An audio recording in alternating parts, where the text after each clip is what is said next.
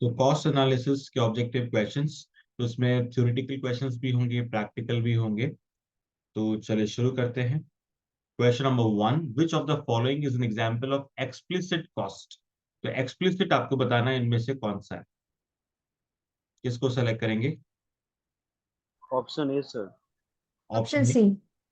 And option C, दो answer आए हैं। Final answer? No no sir, option C sir, option C. Yes, because first में मैंने wages. Wages हाँ। में इतना नहीं पढ़ना है। वेजेस किसको?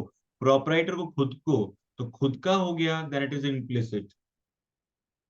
सेकंड है इनकम अर्न फ्रॉम हाँ सर। ऑल्टरनेटिव यूजेस, अगर हम रिसोर्सेज वहां लगाते तो भी अपॉर्चुनिटी कॉस्ट की बात आ रही है। थर्ड में payment of wages by a firm, तो ये हो गया आउटसाइडर्स को पेमेंट, तो C is correct. Second, which of the following is an example of implicit cost. Implicit बताना है।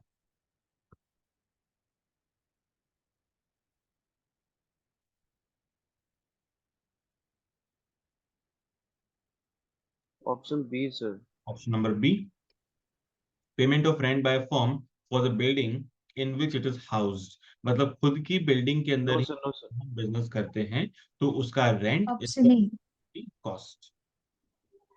हाँ हाँ हाँ। Right, so option number B. पक्का? Yes sir.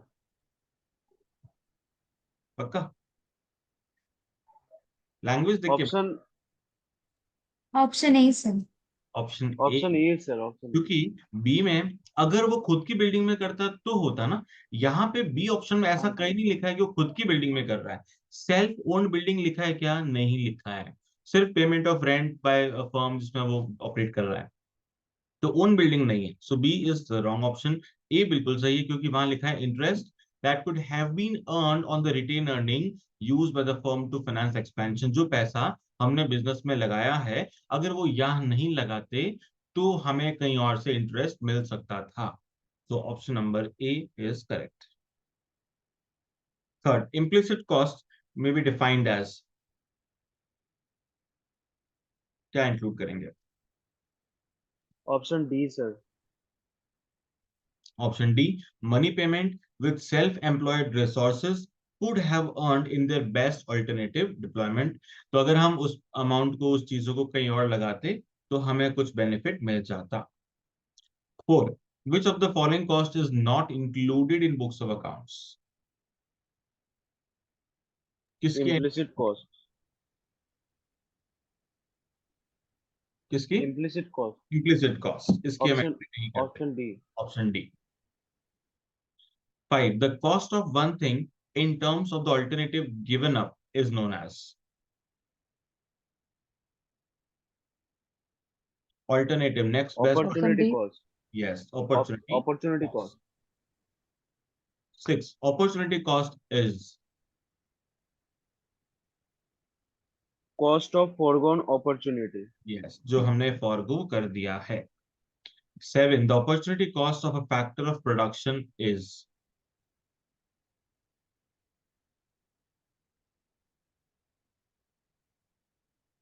कौन सा ऑप्शन सही लग रहा है?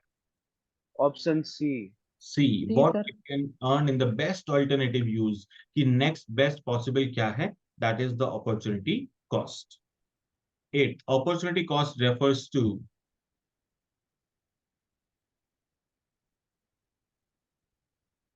सी। C option, option C sir. Next best alternative. तो सारे नेक्स्ट बेस्ट ऑल्टरनेटिव। जैसे थे, बस उसमें लैंग्वेज में थोड़ा सा वेरिएशंस था, इसलिए ये वैरायटी यहाँ पे है। 9, the cost function indicates the functional relationship between the total cost and। किसके बीच में रिलेशनशिप बताता है?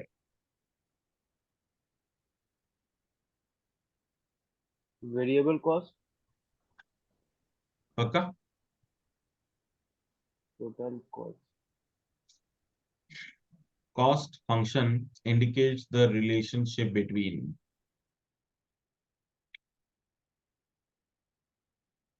हमने इसकी डेफिनेशन पढ़ी थी, याद है? हमने क्या पढ़ा था? फंक्शन, जब भी फंक्शन आ रहा है, मतलब दो चीजें मिल रही है, दो जनों की शादी हो रही है, तो टोटल कॉस्ट की शादी किसके साथ में हो रही है, कौन इसको अफेक्ट करता है, जो इसके डिटर्मिनेंट्स है, तो कौन सा इसमें से डिटर्मिनेंट है कॉस्ट का?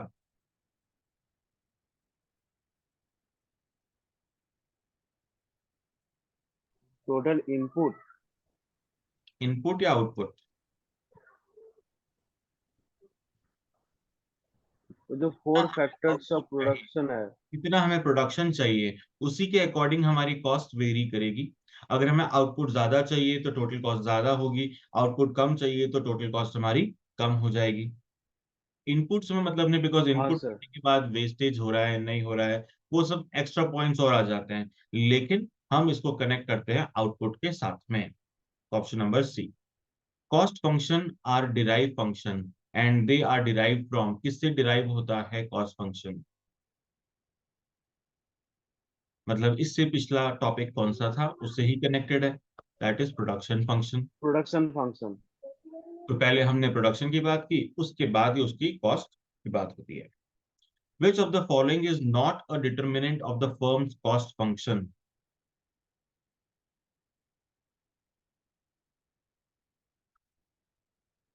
टैक्सेस। अब देखो, प्रोडक्शन फंक्शन तो हमें चाहिए, ठीक है।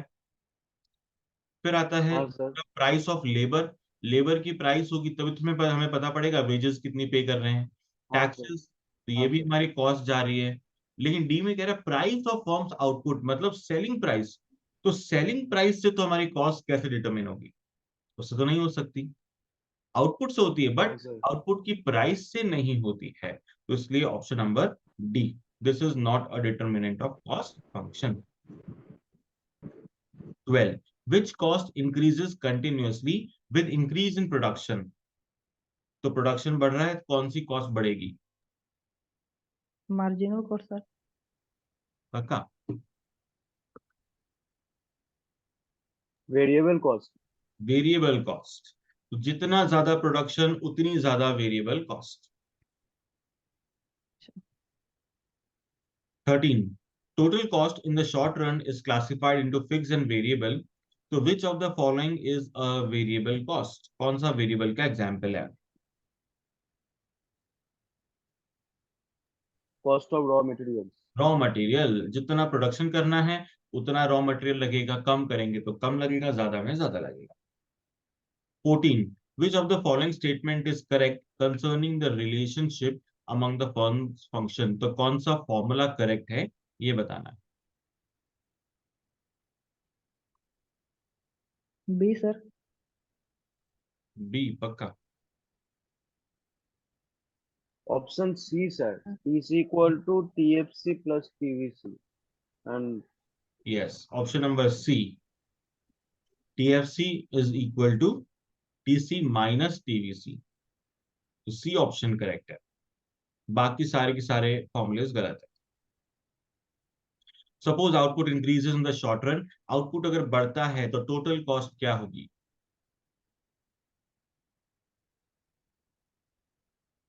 इंक्रीज होगी या डिक्रीज होगी, क्या लगता है? अगर इंक्रीज होगी तो इंक्रीज होने में कौन सा रीजन है, कौन सा ऑप्शन है? आउटपुट इंक्रीज होगा तो टोटल कॉस्ट इंक्रीज होगी, due two variable cost. Due two variable cost, क्योंकि जैसे जैसे आउटपुट बढ़ता है वेरिएबल कॉस्ट भी बढ़ती है। So option number B. 16, what is the total cost of production for 20 units? 20 units के लिए टोटल कॉस्ट निकालना है। if the fixed cost is 5000 and variable cost is rupees 2, तो टोटल कॉस्ट कैलकुलेट करना है। तो टोटल कॉस्ट का formula क्या होता है? Total fix cost plus, TFC plus TVC. तो टीएफसी कितना है? 5000, टीएफसी है, हाँ सर, 5000। एंड टीवीसी, टीवीसी मतलब टोटल वेरिएबल कॉस्ट। तो हमारे पास कितने यूनिट है? 20 यूनिट है, एक यूनिट की कॉस्ट 2 रुपीज है, तो 20 इंटू 2 40, तो 5040 is the total cost. B option. 17, in the short run if the firm cannot cover its total variable cost, अगर फर्म अपनी वेरिएबल कॉस्ट को कवर नहीं कर पा रही है तो क्या करना चाहिए उसको? तो शॉर्ट रन है, तो शॉर्ट रन में हर चीज टेम्परेरी होती है, परमानेंट नहीं होती है। तो हमें क्या करना है? टेम्परेरी तो ऑप्शन डी डाउन सर, कर देना शट है। डाउन। पर B. 18, if the output increases in the short run, बढ़ता है, then total cost will increase due to increase in variable cost only. True sir. क्या होगा? ट्रू। हाँ Yes. 19, a firm will shut down in the short run if,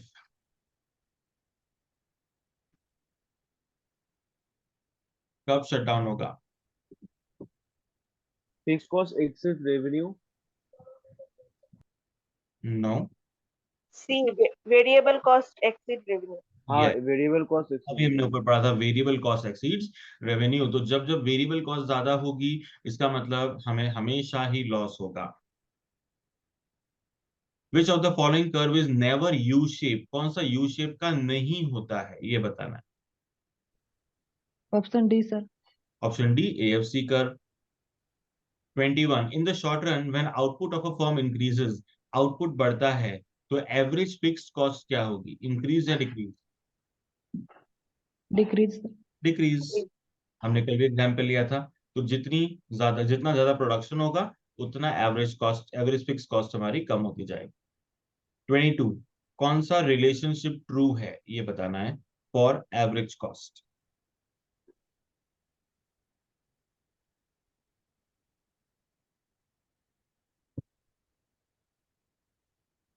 कौन सा सही लग रहा है?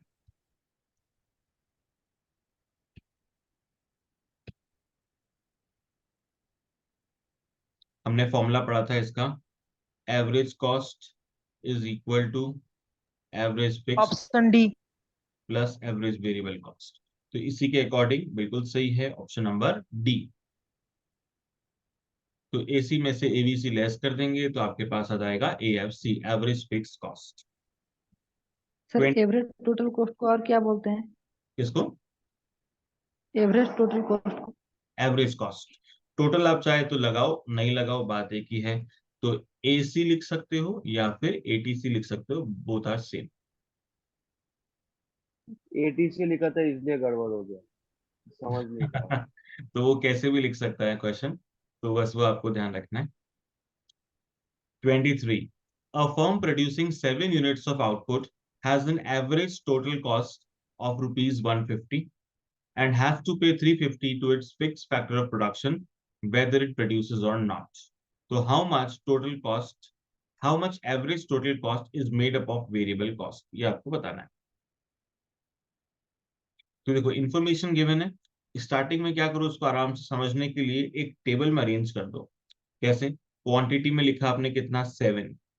फिर क्वेश्चन में बोला एवरेज कॉस्ट, एवरेज कॉस्ट कितनी है? 150। फिर क्वेश्चन में बोला फर्म हैज टू पे 350 टू फिक्स फैक्टर्स। 350 क्या है?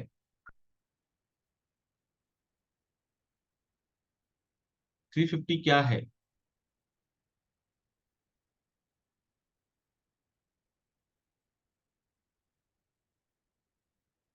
लैंग्वेज के अकॉर्डिंग बताओ। सर टोटल फिक्स्ड कॉस्ट हो सकता है। Yes, total fix variable cost. तो टोटल फिक्स कॉस्ट 350 है। तो ये बताओ एवरेज फिक्स कॉस्ट कितना होगा इस 7 यूनिट्स पे?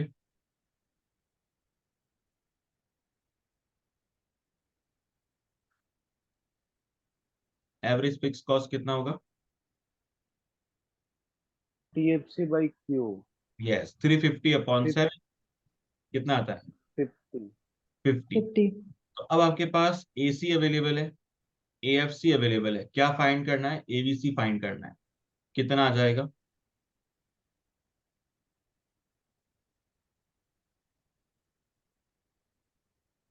एबीसी चाहिए।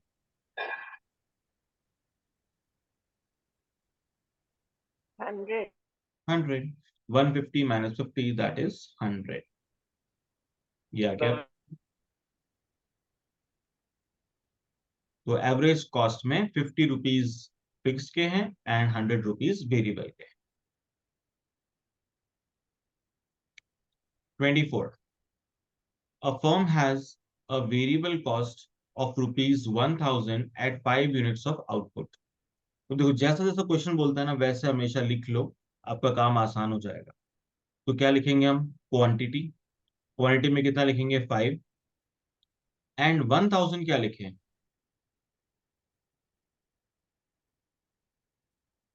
1000 Variable cost. वेरिएबल कॉस्ट कौन सी वाली? टोटल वेरिएबल कॉस्ट 5 यूनिट्स की है 1000। फिर फिक्स कॉस्ट 400 गिवन है, that means total fix cost is rupees 400। तो बताओ टोटल कॉस्ट कितनी आएगी? Total cost Sir, 1400. 1400. सही है। अब आपको क्या बताना है? क्वेश्चन ने क्या पूछा है? Average cost. 5 units Average. output के हाँ, Average total 5 cost. यूनिट्स पे तो हाँ कितना? Sir, AC. 1400 upon 5, 280। 580. Option number हो गया आपका ए।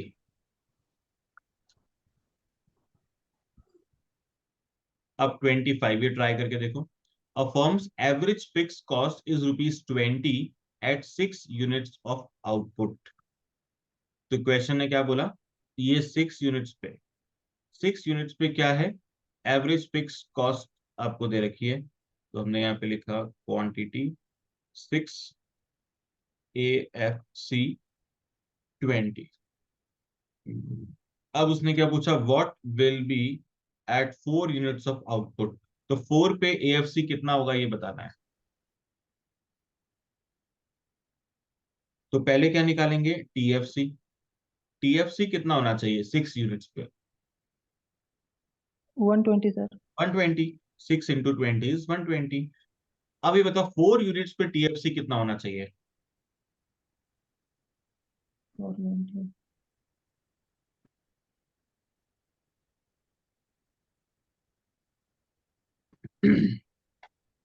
6 यूनिट्स पे TFC 120 है। 120 ही होगा सर। 4 यूनिट्स पे TFC कितना रहेगा? 120। बिल्कुल सही है, क्योंकि हम 120 क्या था? फिक्स कॉस्ट रिमेन सेम या आउटपुट के साथ वेरी नहीं करती है। तो हमें क्या फाइंड करना है? AFC कैलकुलेट करना है एट 4 यूनिट्स। तो बड़ा आसान हो गया अब निकालना। कैसे निकालोगे? 120 30 sir. Sir, divided 30. Average that is 30। 120 divided 4। Yes, तो ऑप्शन नंबर बी। तो इस तरह के कई बार प्रैक्टिकल क्वेश्चन एग्जाम में आते हैं। 26 AFC कर्व इज कैसा होता है? ये ड्रॉ करके नहीं बताया, किसी ने ड्रॉ करके बताया। AFC कर्व कैसा होता है?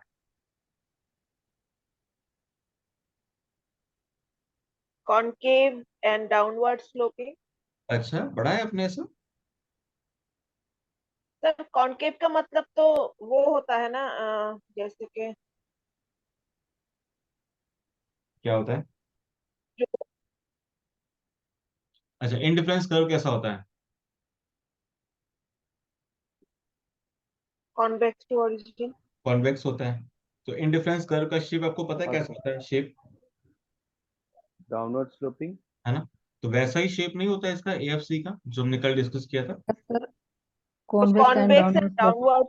यस, तो final answer is convex and downward sloping, not concave. Convex. Op- Option A.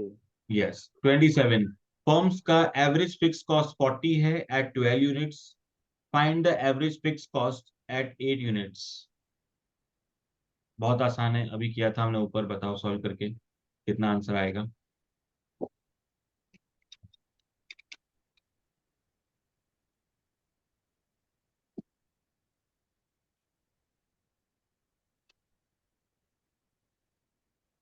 इतना टाइम क्यों लग रहा है? Option A 60। Yes, 40 into 12 upon 8, 60। 40 into 12 से क्या आता है आपका? Total fix cost. Total fix cost को आपने डिवाइड किया नंबर ऑफ यूनिट्स के साथ में, तो आ गया आपका average fix cost. 28. Which of the following curve never touch any axis but is downward? कौन सा curve average fixed downward cost है? Average fix cost curve. Fix option next 29. Firm's average fixed cost is rupees 20 at 6 units of output. What will it be at 3 units? तो 3 पे कितना आएगा?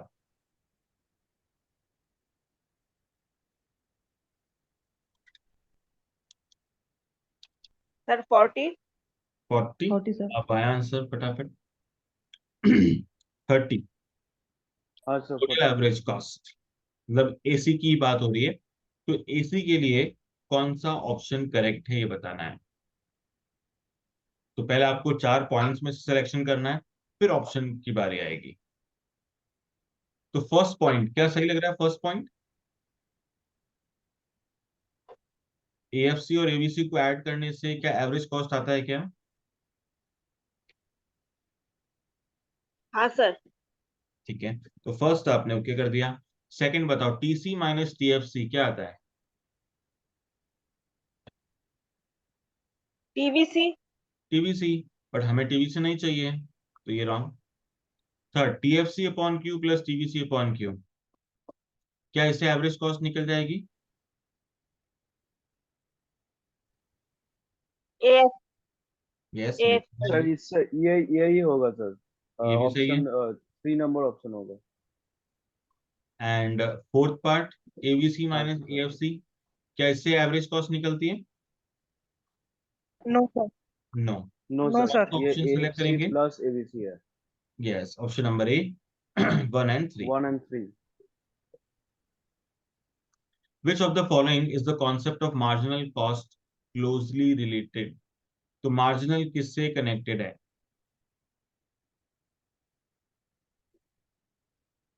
Variable cost. Variable cost, because variable marginal cost cost sir. का जो formula होता है that is change in total cost, लेकिन जो टोटल कॉस्ट में चेंज आता है वो just because of variable cost भी ही होता है। अच्छा, अगर मैंने ये लिखा TVC of N unit minus TVC of N minus 1 unit, क्या इससे भी आपका मार्जिनल कॉस्ट निकल जाएगा?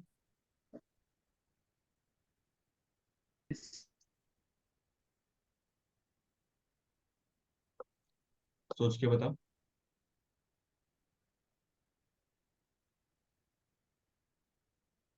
क्या इससे आपका टीवीसी मार्जिनल के अंदर कॉस्ट तो निकलेगा? टीसी के अंदर टोटल फिक्स्ड कॉस्ट भी आता है। टोटल कॉस्ट निकलेगा सर। ये बताओ, जो मैंने ये सेकंड फॉर्मूला लिखा है बॉक्स के अंदर, क्या ये सही है कि नहीं है?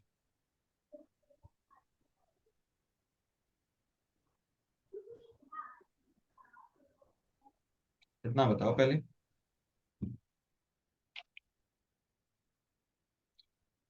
आरोही, क्या ये फॉर्मूला सही है?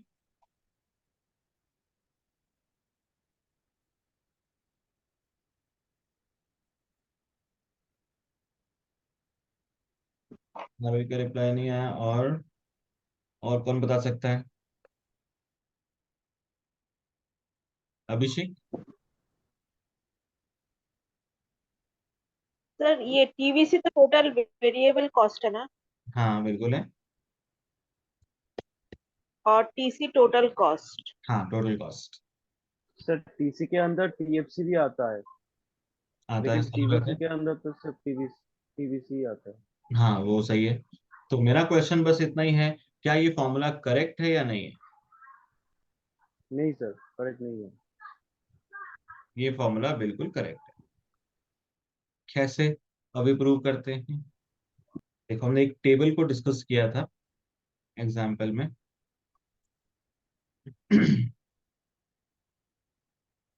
ये आपका टेबल है, ठीक है। अब आपको अगर मान लो मार्जिनल कॉस्ट निकालना है, तो मार्जिनल कॉस्ट के लिए आप क्या करते हो? चेंज इन टीसी करते हो। तो आपने किया फर्स्ट, तो आपका 0 पे डैश, फिर चेंज इन टीसी 18, 20 एंड 38 का डिफरेंस 18, फिर 50 माइनस 38 12, 60 एंड 50 का difference 10, then again 12 and so on. अगर आप टीवीसी के अंदर भी चेक करोगे तो सेम डिफरेंसेस आपको मिलेंगे, 18, 12, 10, 12, 13 एंड सो ऑन। इसका मतलब आप डिफरेंस किसी से भी ले सकते हो, TC as well as TVC. तो ऐसा क्यों हुआ? ऐसा इसलिए होता है क्योंकि फिक्स कॉस्ट तो आपकी सेम रहती है, फिक्स कॉस्ट आपके ऑलवेज सेम है, तो इन दोनों का जो गैप है, this gap is always constant, और इसकी वजह से मार्जिनल कॉस्ट आप कहीं से भी निकालो, इट विल रिमेन सेम। चाहे आप टीसी की हेल्प लो या टीवीसी की हेल्प लो, मार्जिनल कॉस्ट आपकी सेम ही रहने वाली है। तो दोनों फॉर्मूले बिल्कुल करेक्ट है। तो चेंज इन टीसी से निकालो या चेंज इन टीवीसी से भी निकाल सकते हो।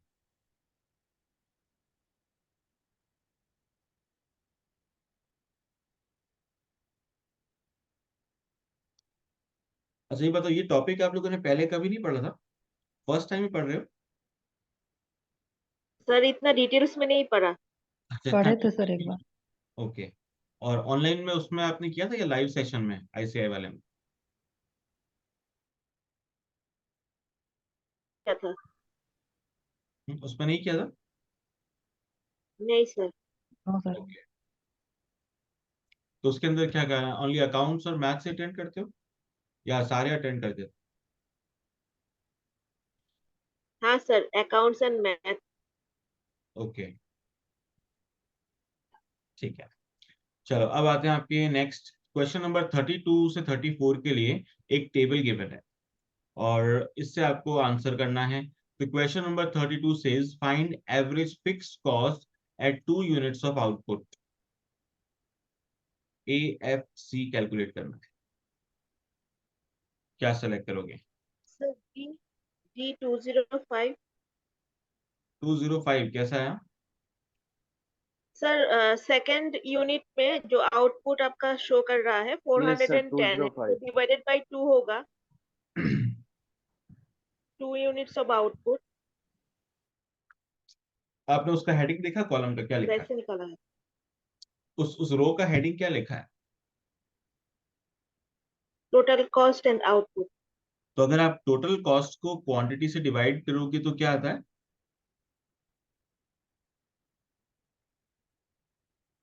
AC. एसी आता है। ये एवरेज। लेकिन क्वेश्चन ने क्या पूछा है? ए एफ सी पूछा है, एवरेज फिक्स कॉस्ट पूछा है। तो आपका तो आंसर गलत होगा फिर। जो आपने 205 बताया है that is the average cost and not average fix cost. अब क्या करोगे? अच्छा ये बताओ, इस क्वेश्चन में फिक्स कॉस्ट कितनी है, ये पता लग रहा है क्या? 240. 240 हमने डिस्कस किया था कि जब आउटपुट आपका 0 है बट फिर भी हमारी कॉस्ट इनकर हो रही है, so this cost is purely fix cost. तो 240 है आपका फिक्स कॉस्ट, तो इसलिए 240 डिवाइडेड तो बाय 120 होगा ना। 120 होगा। हम्म। तो ये मिस्टेक हमें नहीं करनी है। 33 marginal cost of 6 unit. Marginal cost निकालना है तो 6 यूनिट पे डिफरेंस देख लो कितना है। Change in TC, 690 minus 610, 80। 80 sir. Option number C. 80. 34 diminishing marginal returns occur between units. Diminishing returns कहाँ से मिलते हैं? तो उसके लिए आपको क्या करना है, ओवरऑल सबका मार्जिनल कॉस्ट निकाल लो, पहले डैश, फिर मार्जिनल कितना होगा इन दोनों का डिफरेंस। 330 माइनस 240 कितना होता है? 90। 90। Next difference 80, 70, 60, 70 and 80। तो ये बताना है डिमिनिशिंग मार्जिनल रिटर्न्स कहाँ से चालू होंगे। तो हमारी एडिशनल कॉस्ट पहले कम हो रही है 90, 80, 70, सर 60 एंड 60 के बाद वापस बढ़ने लग रही है 70। तो 4 से 5 यूनिट पे जब हम जा रहे हैं देन दिस कॉस्ट इंक्रीजेस। तो हमारा आंसर क्या होगा, बिटवीन 4 एंड 5 यूनिट्स। 4 तो and 5। यहां से हमारे डिमिनिशिंग रिटर्न्स चालू हो जाएंगे। 35 marginal cost is defined as, कैसे डिफाइन करते हैं, उसका फॉर्मूला पूछा है।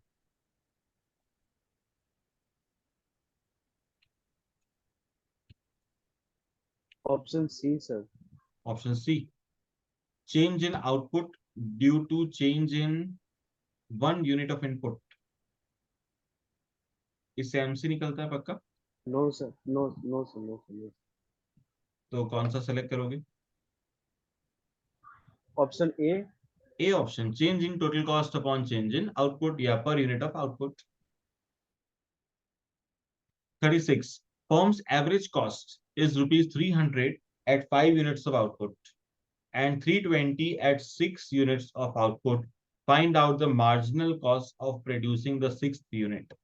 तो marginal cost निकालनी है। अरेंज कर लो पहले। 5 यूनिट्स पे 20। एज कॉस्ट 300, 6 पे एवरेज कॉस्ट 320। अब आपको मार्जिनल कॉस्ट चाहिए, क्या आंसर करोगे?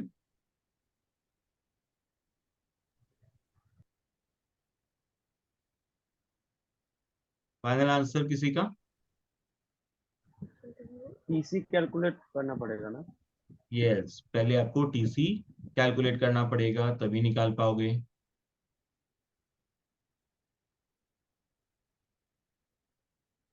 तो बताओ क्या आंसर आएगा?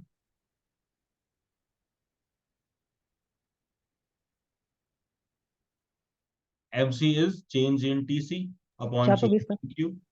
420। 420. Option number D. 420। Yes. Yes sir. 37. Total cost at 10 units is 600. Total cost is 600.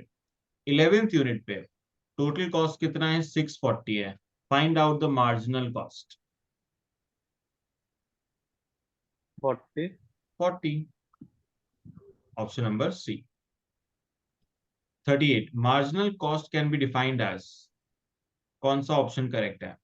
Option A sir. A sir. Option A. Option A. 39. Marginal cost curve can intersect AC curve at, कहां intersect करता है? Minimum point. Minimum point. Yes. 40. Which of the following statement is correct? तो ये हमने comparison पढ़े थे between AC MC, वही बताना है।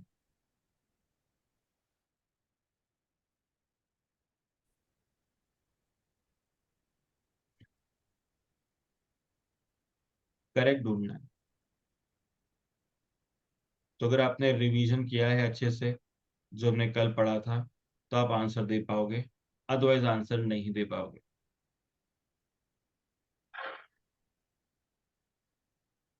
Option A sir.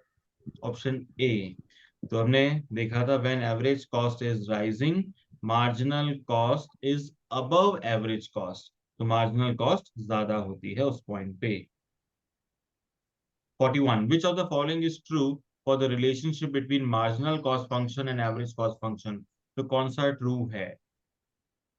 Relationship check करना है आपको।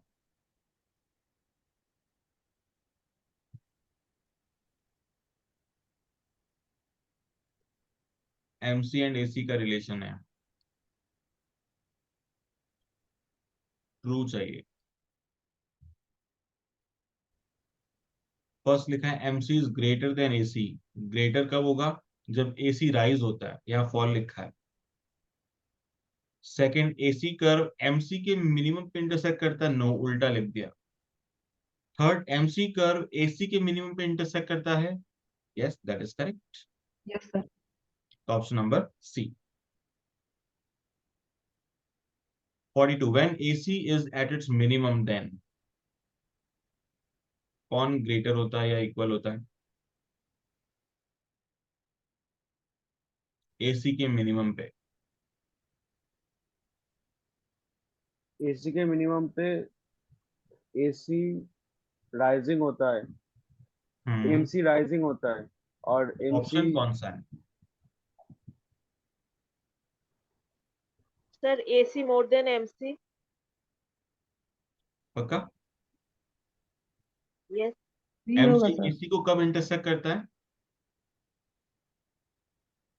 मिनिमम पे। मिनिमम पे, जब जब वो मिनिमम पे इंटरसेक्ट कर दिया इसका मतलब क्या हुआ?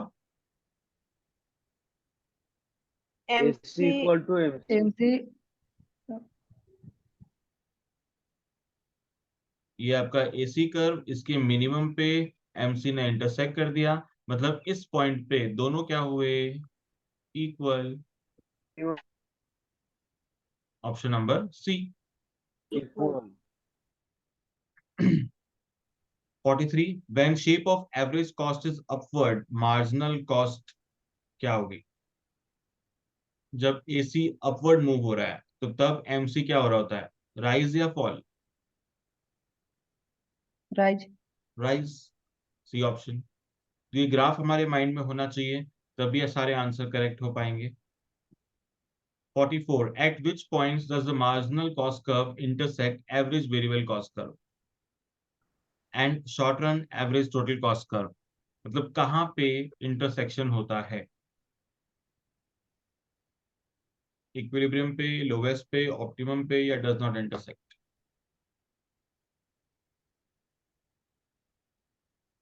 सेम क्वेश्चन जो बीती देर से हम ऊपर से पढ़ रहे हैं। कहाँ इंटरसेक्ट होगा? AC के मिनिमम पे। एसी के मिनिमम पे एंड एबीसी के भी मिनिमम पे, so at their lowest point. 45, Yes, sir. efficient scale of production is the quantity of output that minimizes। क्या मिनिमाइज होनी चाहिए? कि हमारी ओवरऑल कॉस्ट, ओनली फिक्स नहीं, ओनली वेरिएबल नहीं, पूरी total cost, average total cost, ये कम होनी चाहिए। When marginal cost is below the average cost, marginal cost कम है, इसका मतलब एसी क्या हो रहा होता है? It is falling. सब ग्राफ बेस्ड क्वेश्चन है। इसका उल्टा क्वेश्चन वापस, average cost is falling, Yes, sir. तो एमसी राइज होता है कि फॉल? दोनों होते हैं, हमने डिस्कस किया था। So it is impossible to tell कि वो कब राइज या कब फॉल होता है, बिकॉज दोनों केस उस पॉइंट में आ जाते हैं। 48, in the long run some firms will exit the market. कब एग्जिट हो जाएगा? If price of the goods offered for sale is less than. Price किससे कम होगी? जब हम उसको एग्जिट कर लेंगे। तो हमारी एवरेज कॉस्ट कवर नहीं हो पा रही है। If average cost is not getting covered, then हम उस केस में एग्जिट हो Option जाएंगे फ्रॉम C. The market.